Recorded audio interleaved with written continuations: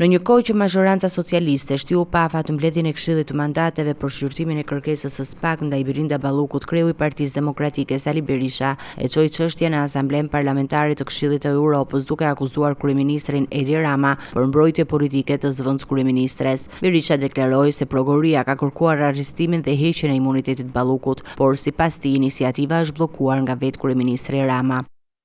Prokuroria kërkoi arrestimin dhe heqjen e imunitetit të zëvendës kryeministres. Kryeministri i quajtur Maduro i Madh e bllokoi iniciativën e prokurorisë dhe nuk po e lejon. Pse? Sepse në çdo tre rreshta të kësaj dosjeje gjendet emri i tij. Kreu demokrat akuzoi gjithashtu qeverinë për abuzime serioze me të dhënat shtetërore, duke përmendur Agjencinë Kombëtare të Shoqërisë së Informacionit Akshin. E njëjta gjë po ndodhe me Akshin. Të gjitha të dhënat po eksportohen tek bandat kriminale dhe banditët. Gjatë fjalës së tij në anglisht përpara përfaqësues Evropian, Berisha u përpoq të binte ata se Edi Rama ka kriminalizuar jo vetëm shtetin shqiptar, por edhe parlamentin. Jam këtu për të denoncuar dy faktorë madhor që mund t'i shkatrojnë zgjedhjet. Njëri është shtet-parti, ku zgjedhjet zhvillohen në klimën e një partie shtet. Problemi i dytë madhor është narkoshteti. Narkoshteti është një gjendje në të cilën droga dhe krimi shndrohen në vota, dhe votat më pas shndrohen në krime. 28 deputet kanë hyrë në parlament të mbështetur nga kartelet më të fuqishme të drogës. Për të dytën ditë radhës, zyra e shtypit e Partisë Demokratike shpërndau dhe qëndrimet e Berishës kundër asaj që ai e cilëson si terapi konvertuese